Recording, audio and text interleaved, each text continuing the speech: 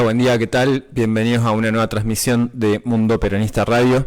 Estamos en vivo por FM Ya, la Radio TV, también transmitiendo por Facebook. Esto es parte de El Tren de la Vida Producciones. Agradecemos a la compañera y amiga Mabel Morales por el espacio. Seguimos acá con la programación habitual de lo que venimos desarrollando en este programa. En este caso, en este jueves 10 de abril, vamos a continuar con lo que arrancamos el programa pasado, que es la comunidad organizada, los capítulos 3 y 4 de lo que es este gran texto que, recordemos, el día de ayer se cumplió el 76 aniversario del cierre de la conferencia del Congreso de Filosofía desarrollado en la Universidad de Cuyo en el año 1949. Cuyo cierre estuvo a cargo del general Perón, donde expone la síntesis de lo que es la tercera posesión, el pensamiento filosófico del justicialismo. Bueno, quería hacer, antes de entrar en el tema, hacer una mención a la marcha que se realizó en el día de ayer del Frente de Jubilados, que tuvo el acompañamiento de distintos gremios y algunos espacios políticos. La verdad que me pude acercar un rato y fue un lindo marco de encuentro, la verdad es muy convocante la movilización. Bueno, en línea también con lo que es el paro decretado para hoy, que no tuvo por ahí las adhesiones que se esperaba, pero que bueno, como siempre, como medida de fuerza y manifestación de un descontento, son instancias necesarias, pero que bueno, habrá que trabajar en una mayor articulación del movimiento obrero organizado para que esto pueda tener mayor contundencia. Pero en principio, la jornada de ayer estuvo bastante buena, así que desde acá también invitamos a todos a que puedan participar los miércoles, que ya quedó como un día de encuentro fijo, a las 6 de la tarde en la Plaza 9 de Julio. Es una instancia que viene sosteniendo el Frente de Jubilados. Le mandamos de acá un saludo a la compañera María Elena Sánchez, que la verdad se la viene bancando bastante en organizar y sostener estas movidas. Así que bueno, es importante el acompañamiento para con nuestros adultos mayores. En lo que respecta a nosotros, habíamos quedado en el capítulo 3 de lo que es la comunidad organizada. Para hacer un breve repaso, hicimos una contextualización del momento en el que surge esta conferencia en el mundo de posguerra, donde ya las potencias ganadoras estaban dividiendo el mundo, lo que daría inicio a la Guerra Fría. Y ante todo ese desconcierto en la humanidad aparece un hombre, General Perón, que en nombre también de una comunidad, de un país, de una región, lanza este mensaje al mundo, en el cual hace como también una descripción de la situación actual. De hecho, el primer capítulo empieza con que el hombre se encuentra con la crisis de valores más profunda que haya registrado su historia.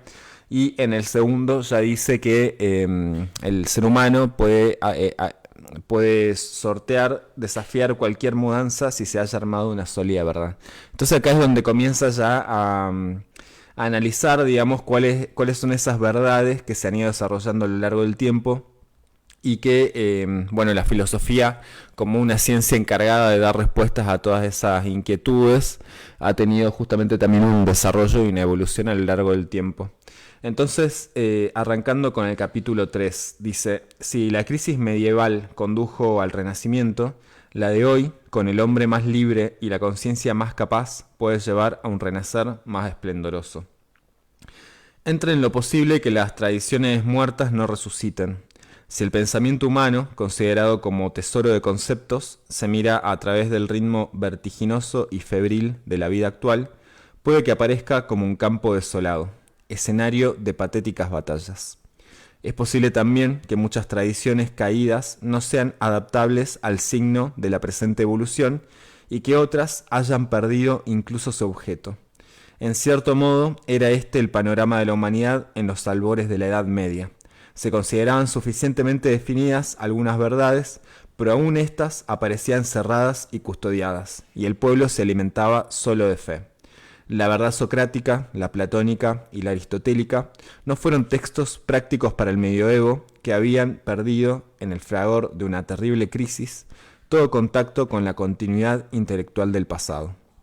Es cierto que no resucitaron entonces muchas tradiciones, pero con los restos del naufragio, el pensamiento humano elaboró, a la luz de la fe, que es indeclinable, una nueva mística, con un nuevo contenido. El Renacimiento prueba que el camino es un factor asequible al hombre en todo momento. No es el rigor de nuestra crisis el que debieron arrastrar las islas pensantes de la Edad Media. El nuestro es simplemente un rigor de otra clase. No tiene ante sí, o no cree tenerlo, un infinito. No da la sensación de producirse para el tiempo, sino para el momento.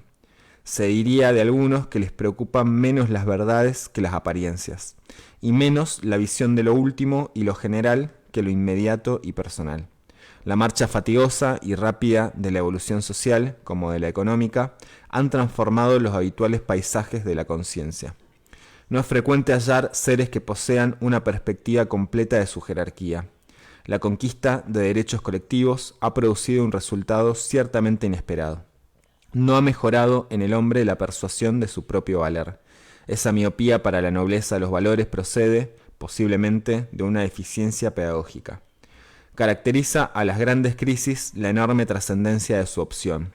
Si la actual es comparable con la del medioevo, es presumible que dependa de nosotros un renacimiento más luminoso todavía que el anterior, porque el nuestro, contando con la misma fe en los destinos, cuenta con un hombre más libre y por lo tanto con una conciencia más capaz.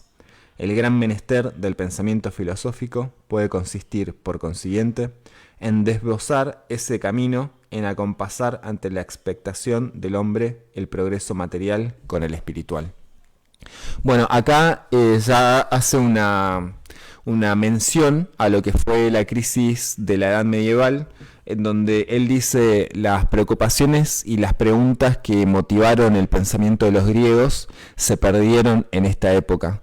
Entonces ahí hubo como un naufragio de conocimiento que no tuvo continuidad, y lo que plantea un poco más adelante es que también eso fue el antecedente al Renacimiento o al renacer, digamos, que se produjo en la época posterior, conocida como Renacimiento, donde hay un recuperar un poco las antiguas tradiciones o las antiguas preocupaciones que habían sido de la Grecia clásica para darles un resignificado. Entonces acá, bueno, básicamente el texto plantea una reflexión sobre la crisis actual, comparándola con la crisis medieval que precedió al Renacimiento. El autor explora la posibilidad de que, al igual que en el pasado, esta crisis pueda conducir a un nuevo renacer, potencialmente aún más esplendoroso. Hay un paralelismo entre la crisis medieval y la crisis actual, porque aquella crisis del medioevo que le dio origen al Renacimiento tiene un paralelo con la situación actual, que pueden ser como desencadenantes de grandes transformaciones. Se afirma que si la crisis medieval condujo al Renacimiento, la de hoy, con el hombre más libre y la conciencia más capaz, puede llevar a un renacer más esplendoroso. Acá hay una visión optimista sobre el potencial de la crisis en ese momento. Y si también hacemos un paralelismo con la época actual, estamos atravesando una crisis de valores muy profunda. Eso se expresa en los movimientos políticos, en las opciones electorales que van surgiendo. Y eso como dentro de la superficie, porque me parece también en la profundidad del iceberg, lo que hay es una destrucción permanente del sentido de comunidad y un aumento en los niveles de violencia que se da en todos los ámbitos. Esto en la calle uno lo ve cotidianamente. Entonces, ante esta crisis de valores que hay, podríamos decir también que contamos tal vez con niveles de libertad y de conciencia que no estaban presentes en épocas anteriores, pero que esas libertades y esas conciencias también están determinadas por el contexto en el que se desarrollan. Entonces pareciéramos en algunos aspectos mucho más libres o mucho más conscientes de lo que eran en la edad medieval, pero si hacemos un análisis profundo, en realidad también estamos esclavizados por nuevas formas o nuevas herramientas o nuevos esquemas. Y eso sí me parece importante analizar, porque ese tipo de esclavitud, que es un poco más sutil, si se quiere, es decir, nadie está con grilletes en las manos o en los pies, encerrado en un calabozo, sino que hay una especie de jaula de cristal en la que nos movemos, en la que el sistema nos permite y nos fomenta movernos. Entonces la cuestión es permanecer encerrados en esa lógica, no cuestionar el sistema que nos somete a este estilo de vida, digamos. Entonces ahí hay una especie de también aceptación de esa esclavitud. Es la esclavitud moderna, sometida también por todo lo que son las redes sociales, los esquemas en sí de cómo está organizada, digamos, nuestra sociedad.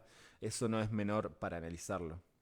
Dice, bueno, también otra de los temas que toca en este capítulo es que hubo una pérdida de continuidad intelectual en la Edad Media, porque se menciona que la crisis medieval causó la pérdida del contacto con la continuidad intelectual del pasado, haciendo que las verdades filosóficas de la antigüedad no fueran accesibles ni prácticas para la sociedad de ese momento. Bueno, esta es otra cuestión también que desarrollaba Perón, de que para cada tiempo hay ciertas preguntas y ciertas verdades que son aplicables a esa generación. Entonces muchas veces, o tal vez pensar en qué nos pueden servir las cuestiones que se preguntaban los griegos en su momento, o en la etapa medieval también, los principales pensadores de esa época, de qué manera nos puede servir hoy actualmente cuando sentimos que son otras las preocupaciones, pero siempre hay un trasfondo que es sobre el sentido de la existencia, que eso creo que es la búsqueda permanente de la humanidad en todos los tiempos, y la filosofía se encarga un poco también de responder estas cuestiones, y dentro de eso, en sus distintas épocas y según las organizaciones sociales, el avance que se haya producido en cada momento, hay ciertas respuestas. Entonces el tema es poder reevaluarlas en clave también de actualidad, porque lo que decíamos entre eh, lo que decíamos de que queremos que sea la utilidad de este programa es también un poco para encender alguna luz en medio de esta oscuridad en la que estamos subsumidos hoy. Entonces por eso también el repensarnos constantemente. Bueno, dice sobre la paradoja de la conquista de derechos colectivos. El autor señala que la conquista de derechos colectivos no ha mejorado la percepción del propio valor individual, sino que produjo un resultado inesperado, y que es que no mejoró la percepción propia del ser humano en cuanto al valor que tiene cada uno. Y esto me parece sí que es importante, porque es lo que decíamos respecto de las conquistas que también fue logrando nuestro pueblo o la humanidad, digamos, en este contexto, en este momento de la historia, donde los derechos sociales y laborales pareciera que ya tuvieron un gran desarrollo, pero en definitiva esto no permeó en la conciencia del ser humano en general, ¿no? Que es lo que me pasa con los dichos que escucho por ahí del paro, o cuando los sindicatos, los gremios convocan un paro, que hay mucha opinión en contra, y entiendo la opinión, porque también hay una clase dirigente que por ahí ya está muy deslegitimada y no representa a casi nadie, o a tal vez sectores más reducidos, digamos, de su núcleo, ¿no? Pero en sí el pensamiento generalizado respecto de esto es contrario, digamos. Entonces ahí es donde veo una separación entre lo que es los derechos que conquistó, digamos, nuestro pueblo a lo largo de nuestra historia, y la defensa que nosotros mismos hacemos de esos derechos. Pareciera que a veces como aceptamos posicionarnos más de la lógica de lo que sería el dominador, digamos, o quienes nos someten, en lugar de consolidarnos nosotros desde una identidad de pueblo. Entonces ahí también hay una cuestión, un problema de conciencia, de el sentido de pertenencia a una clase, digamos, ¿no? Y que muchas veces, sobre todo sectores medios, se identifican con las clases ricas, digamos, ¿no? Con la oligarquía, que esto ya también lo decía Eva en Historia del Peronismo. Entonces ahí hay una deformación, digamos, del pensamiento que nos desconecta con la defensa de nuestros intereses propios. Y eso sí me parece que es algo a trabajar, porque por más, digamos, de que se conquiste un derecho en términos de una ley o de un papel que lo habilita, la defensa profunda está en la conciencia que cada uno tiene sobre esos derechos, tanto individuales como colectivos, y la defensa a su vez que pueda hacer cuando esos derechos se ven atacados o vulnerados. Entonces eso, digo, bueno, es algo para tener en cuenta respecto de lo que representa también una conquista de este tipo. Bueno, después dice un poco más el papel del pensamiento filosófico. El autor propone que el pensamiento filosófico debe guiar este renacimiento, armonizando el progreso material con el espiritual.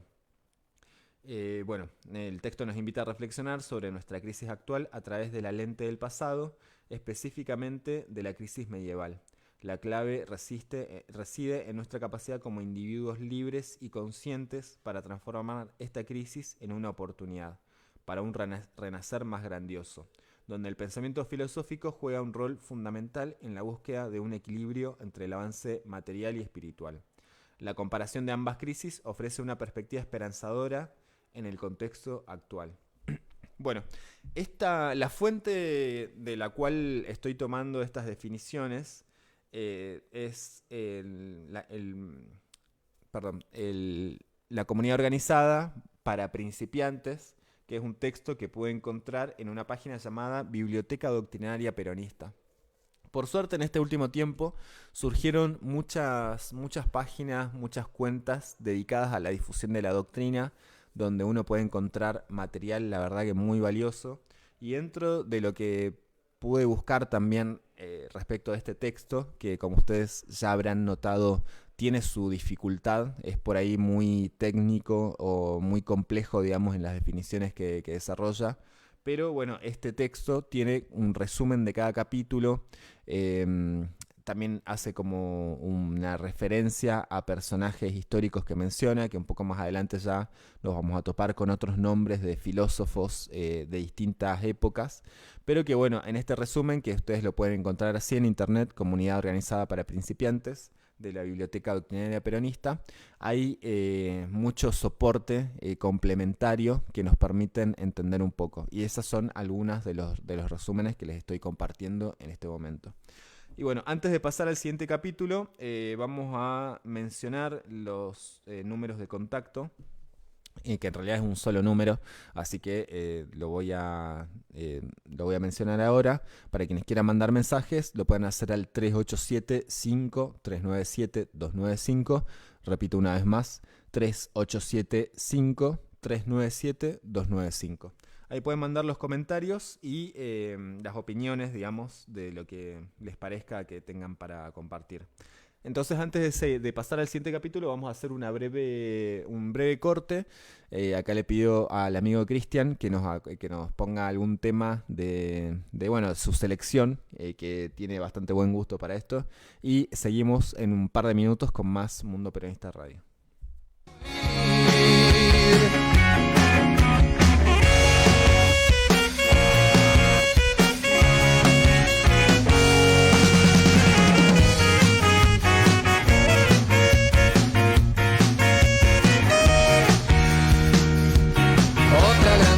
Se desnuda en la noche que me encuentra al final, otra vez sin paz, y en el medio no te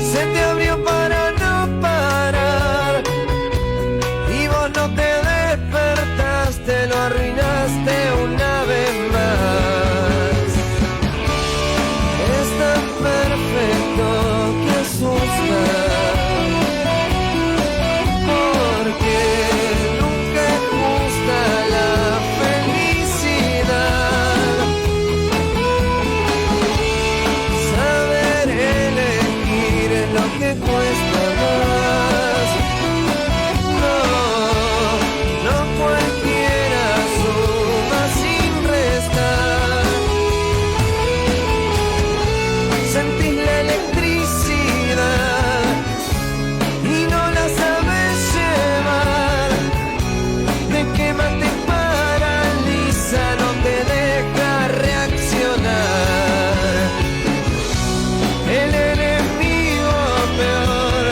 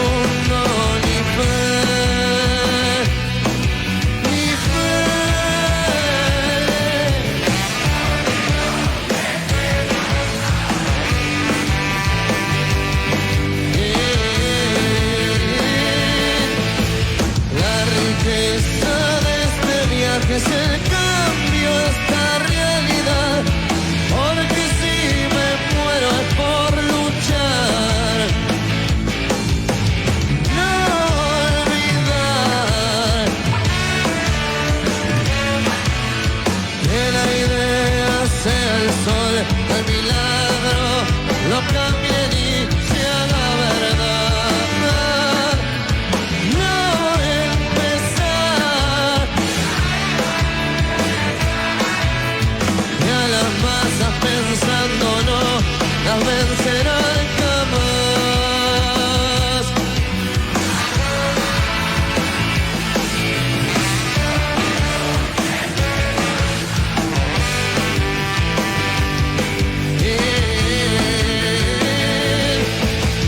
La riqueza de este viaje es el cambio, esta realidad. Porque si me muero es por luchar. La luz aprieta más, bloqueando al guiar. Todos los sueños se escapan en un grito. Y si hay que mirar dónde está la verdad.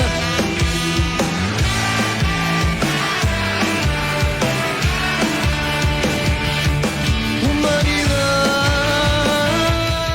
9:36 de la mañana, seguimos en vivo por FM Ya, la radio TV, también transmitiendo por Facebook. Repaso una vez más el número de contacto, 3875-397-295, ahí pueden mandar sus comentarios, opiniones, sugerencias. Bueno, nosotros seguimos acá con el texto, en este caso ya el capítulo 4, que se titula La preocupación teológica.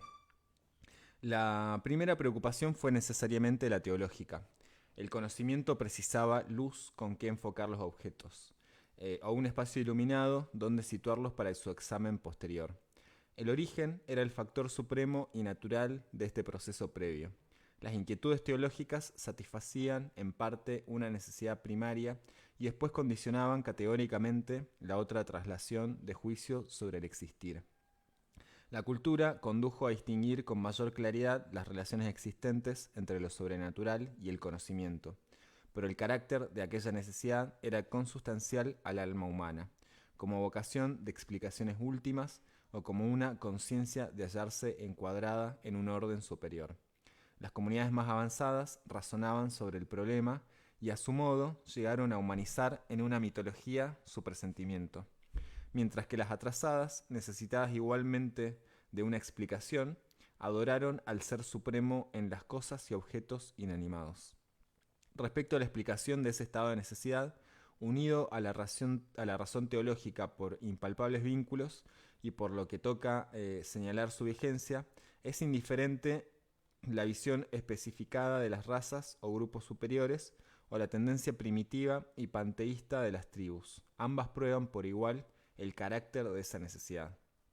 Lo inexplicado residía sobre objetos distintos porque antes de que otras tradiciones estableciesen conceptos terminantes sobre una inquietud universal, se optaba solo sobre el objeto de veneración.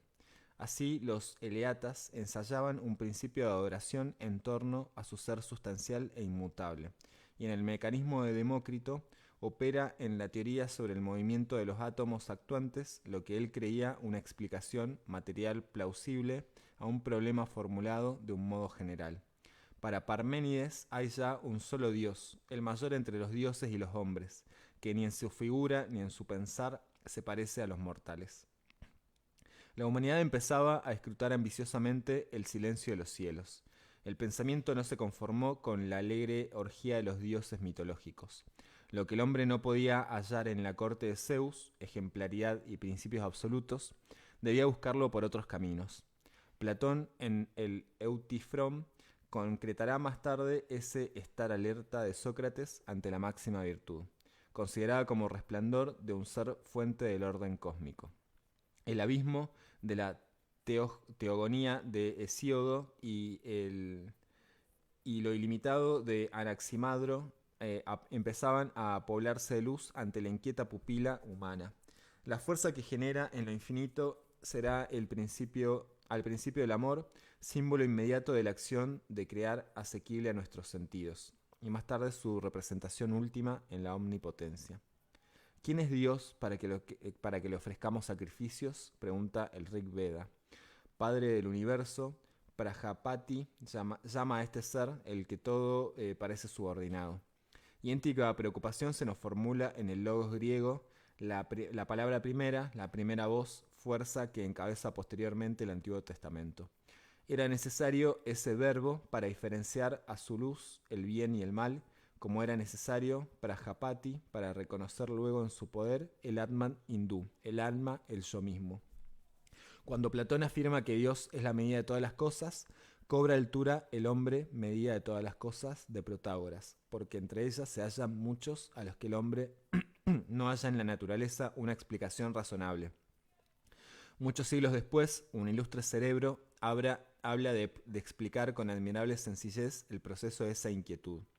No tenía necesidad, por cierto, de apoyarse Víctor Hugo en la teoría de los druidas, 2000 años antes de Jesucristo, según los cuales las almas pasan la eternidad recorriendo la inmensidad, para preguntar sobre la necesidad de un orden supremo lo siguiente: ¿y no hay Dios? ¿Cómo el hombre perecedero, enfermo y vil tendría lo que le falta al universo? La criatura llena de miserias tendría más ventajas que la creación llena de soles. Tendríamos un alma y el mundo no. El hombre sería un ojo abierto en medio del universo ciego, el único ojo abierto. ¿Y para ver qué? La nada. No es imposible distinguir en esas frases la enunciación feliz del problema del pensamiento antiguo. Bueno, en este capítulo ya habla de lo que es algo que forma parte de la naturaleza humana, que es la preocupación teológica, la explicación última de las cosas, es decir, la idea de Dios, o qué en definitiva es lo que consideramos como Dios. Y que esto, justamente dentro de la discusión filosófica, ha tenido muchos momentos. De hecho, Perón acá menciona lo que es la antigua idea de los griegos, comparado con otras culturas también que encontraban a las deidades en los fenómenos naturales, en el sol, en los astros. Entonces lo que queda en claro, haciendo el paralelismo entre las distintas culturas, es que esa preocupación siempre estuvo permanente y encontró distintas explicaciones según el pueblo o la cultura que lo desarrolló, pero que forma parte de una necesidad humana, justamente la preocupación como, como búsqueda también de conocimiento y de comprensión del mundo. Entonces, en este capítulo se plantea que la necesidad de entender el origen y el orden del universo es inherente a la condición humana, y que esa inquietud teológica ha modelado el pensamiento y las culturas desde tiempos remotos. Porque también en base a estas explicaciones es como se generaba el ordenamiento político y social de las distintas culturas. Y esto, si pensamos justamente en la etapa medieval, haciendo referencia a esa crisis que había planteado Perón en su momento, ahí se produjo como la consolidación de un dogma religioso donde todo lo que estaba establecido por fuera también era herejía. Entonces ahí es donde también dice Perón que se corta la continuidad del pensamiento que se había producido desde la época de los griegos, y eso recién se va a retomar en el Renacimiento. Pero que bueno, es una época que con sus luces y sus sombras ha sido caracterizada también por la predominancia del pensamiento sobre la cuestión teológica. Bueno, dice un poco más adelante que la preocupación teológica no es una construcción cultural tardía, sino una necesidad humana fundamental. La cultura condujo a distinguir con mayor claridad las relaciones existentes entre lo sobrenatural y el conocimiento, pero el carácter de aquella necesidad era consustancial al alma humana como vocación de explicaciones últimas o como una conciencia de hallarse encuadrada en un orden superior. La diversidad de las manifestaciones teológicas. Bueno, dice que las comunidades avanzadas desarrollaron mitologías para humanizar su entendimiento del universo, mientras que las tribus atrasadas veneraban al ser humano, al ser supremo, en objetos inanimados. A pesar incluso de esta diversidad, la necesidad subyacente sigue siendo la misma. Después, bueno, la transición del mito a la razón filosófica. Hay una transición del pensamiento mítico a la búsqueda de principios racionales. Esto se produce en los Eleatas, donde buscaron un principio de adoración en el ser sustancial e inmutable. Demócrito, por su parte, ofreció una explicación material con la teoría de los átomos. Después algunos filósofos, como Parménides, comenzaron a concebir un dios único, superior a los dioses mitológicos y a los mortales, lo que marca un distanciamiento de las narrativas mitológicas. Después también la búsqueda de la verdad absoluta el pensamiento no se conformó simplemente con la explicación de los dioses mitológicos, sino que buscó ejemplaridad y principios absolutos en otros lugares. Sócrates, a través de la indagación y la virtud, se vincula a la búsqueda de un ser fuente del orden cósmico, una idea que Platón desarrollará más tarde. El amor, según el texto, se considera un símbolo de la creación, una fuerza que luego representaría como omnipotencia. Bueno, entre los conceptos universales y la búsqueda de Dios, hemos visto las distintas corrientes, digamos, que se presentaron en su momento. Unas que tienen que ver con las explicaciones más ligadas a los fenómenos naturales y otras que se lo caracteriza como de civilizaciones más avanzadas, una estructuración lógica, digamos, que le encuentre sentido a esto y que también tiene que ver con la construcción de un cuerpo ético y una normativa moral, que esto lo va a ir desarrollando un poco más adelante en los subsiguientes capítulos. Pero bueno, ya en el 3 y el 4 lo que tenemos es básicamente un desarrollo de cómo estas preocupaciones primarias, digamos, del ser humano fueron variando a lo largo del tiempo y de las épocas y encontrando como otras explicaciones también. Bueno, ahora vamos a desarrollar un capítulo más, dado que nos da un poco el tiempo. Y este es el quinto, que dice la formación del espíritu americano y las bases de la evolución ideológica universal. Cuando el Renacimiento lucha por levantar de las ruinas los valores sustantivos, no se apoya solo en la revelación ni en la disposición religiosa congénita del hombre. El camino abierto por los griegos será un método para los escolásticos y punto de referencia para la reacción posterior. El credo de Santo Tomás informa toda una edad humana. Centra sobre un fin la esencia del existir, condiciona una ética y una moral, y acaso por primera vez se relacione con esta, en jerarquía de necesidad, el libre albedrío, la libertad de la voluntad como requisito de la moral. La atomística, cualquiera sea el curso ulterior del pensamiento, centró al hombre en un momento decisivo ante un panorama hasta entonces confuso. Lo centró con poder suficiente para negar los propios principios de que esta situación procedía. En cierto modo, los adversarios del tomismo, por lo que a la definición de los valores humanos respecta, son fruto suyo. Cuando el romanticismo de Spinoza califica a lo supremo de sustancia del universo, se haya estructurado ya un mundo de valores que servirá a la humanidad para lanzarse a uno de sus más tremendos y eficaces esfuerzos. Lo planteado habrá sido la crisis del espíritu europeo, la formación del espíritu americano y la evolución ideológica universal posterior. A través de las ideas religiosas del Renacimiento y de principios de la Edad Moderna, el hombre recibe el pensamiento helénico, como Israel desde el Sinaí, una tabla de valores. Pero observamos que el resultado indirecto de tales valores, al situar al ser humano ante Dios, fue definir la jerarquía del hombre. Poco después, Descartes habría desviado al ancho y ambicioso cauce con sentido vertical para ofrendar a una ciencia naciente y progresista la preocupación inicial del mundo antiguo. El pienso, luego existo, dará como supuesto previo un orden, una naturaleza establecida, un hombre. Y será indiferente a esta enunciación la pertinaz pregunta última del hombre. La filosofía empezará a fragmentarse, aparecerá una alta especulación científica consumada en especialidades, dorada por los profundos intentos del racionalismo kantiano y otra de las matices más prácticas, más directos, pero de contenido inferior. En adelante las preocupaciones serán inmediatas o específicas. No existe punto ninguno de contacto entre los problemas de Sócrates y los de Voltaire. La tendencia ha cambiado de dirección. Lo que era movimiento vertical es ahora traslación horizontal. Comte verifica un hábil escamoteo de objetivos. Sustituye el culto de Dios por el culto de la humanidad. Será rigurosamente el principio de una edad distinta, pero entendámonos de una mutación históricamente necesaria y útil.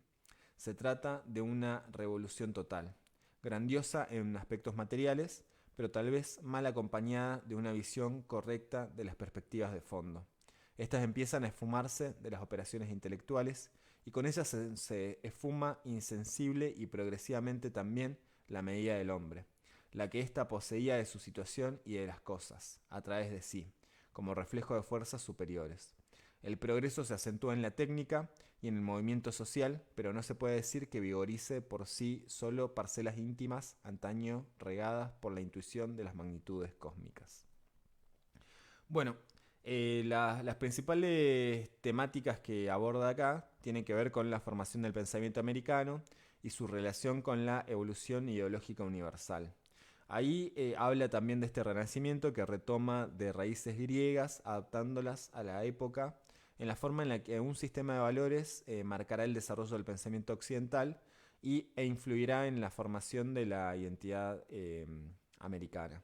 Bueno, acá también habla de Santo Tomás, que ya lo plantea como un antecedente, un punto de inflexión, centrando al ser humano en un momento crucial ante un panorama confuso.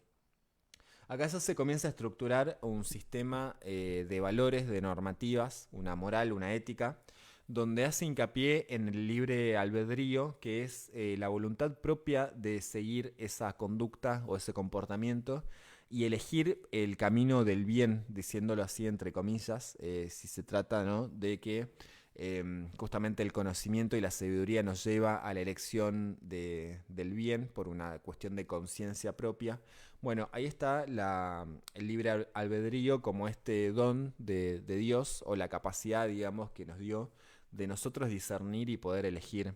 Entonces, esas explicaciones últimas a las que hacían referencia, como las explicaciones religiosas, comienzan a tomar ya un matiz mucho más estructurado desde el punto de vista de constituir una normativa de valores, porque acá ya también hay un avance en la humanidad en cuanto a su desarrollo también técnico-científico.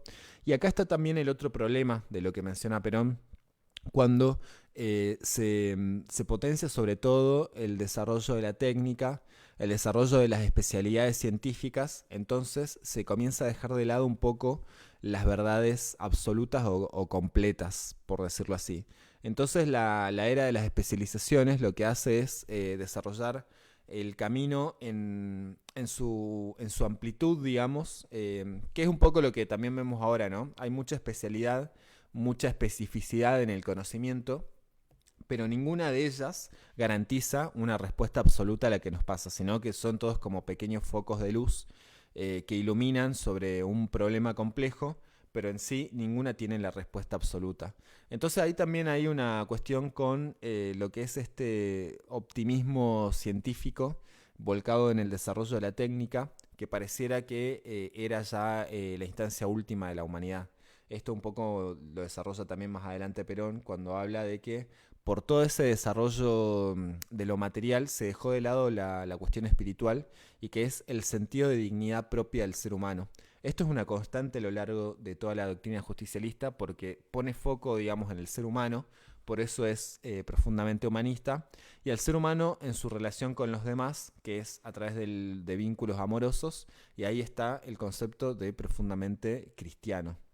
Entonces, lo que ha sufrido la humanidad también es un gran avance tecnológico. De hecho, hoy en la era de la inteligencia artificial, también el ser humano se ve reducido en sus potencialidades, porque pareciera que es una herramienta que viene a potenciar nuestras capacidades, pero en realidad lo que vemos que sucede en el fondo es que nos anula también nuestra capacidad de pensamiento crítico, de resolución de problemas, y que hay un relajamiento, digamos, de nuestras capacidades que lo resuelve hoy una herramienta, una máquina. Pero que esa herramienta y esa máquina también está programada en función de un interés económico, de un interés de un sector que nos condiciona, ¿no? Entonces, esta fe ciega que se vuelca sobre las nuevas tecnologías, en realidad es una nueva trampa que lo único que logra es cada vez alejarnos más de nuestro sentido, de nuestra razón de ser seres humanos y la dignidad que eso conlleva también. Entonces hoy es más importante un celular que una vida, es mucho más interesante una inteligencia artificial que una persona. Entonces esa creo que es la gran crisis de valores que estamos atravesando en este tiempo, y que justamente todo este sistema está estructurado sobre la explotación y el saqueo de un montón de países y de pueblos, que son los que garantizan la provisión de las materias primas para que se constituya toda esta tecnología, pero que a su vez nos vuelve también en forma de cadenas, ¿no? Esto es lo que decíamos de la esclavitud moderna, en cómo está estructurado hoy nuestro sistema. Bueno, somos dependientes de un montón de cosas para las cuales en definitiva terminamos trabajando para sostener y mantener. Pienso en las plataformas como Netflix, como bueno, todo el contenido de entretenimiento que hay hoy. Es también un grillete de esclavitud, porque también todo ese contenido no es inocente. Hay una línea que se baja desde todo eso, desde todos esos contenidos. Entonces ahí es donde veo que hay un poco una especie de realidad virtual en la cual estamos todos inmersos, y muchas veces cuesta salir ahí, lo que se dice la Matrix, ¿no? Esta red compleja que nos tiene atrapados, y que de paso recomiendo esa película como para pensar también esto que estamos hablando ahora, de cómo generamos un despertar consciente de esta realidad que nos atraviesa. Y un poco estos textos creo que sirven también como para retomar algunos conceptos antiguos, reflexionar sobre qué preguntas se hacían los griegos, qué preguntas se hacían en la etapa medieval, cuáles fueron las respuestas también que se encontraron en sus distintos momentos, y cuáles son en definitiva las preguntas que nos atraviesan hoy y las respuestas que necesitamos encontrar para encauzar nuevamente a la humanidad en un sentido evolutivo de crecimiento y no de destrucción como el que estamos atravesando.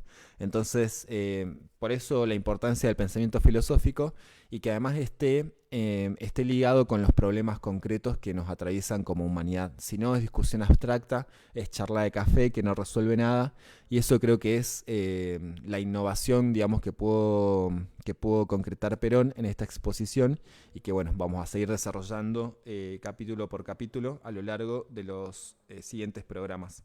Así que bueno, de esta manera llegamos al final de la transmisión del día de la fecha. Los invitamos a seguir con la programación de la radio por FM Ya, tanto del dial como por Facebook, que pueden seguir las transmisiones en vivo. Nosotros, mientras, nos despedimos hasta la próxima semana, el día lunes, que retomaremos como habitualmente de 9 a 10, Mundo Peronista Radio. Así que les deseamos un buen fin de semana y nos estaremos encontrando en la próxima.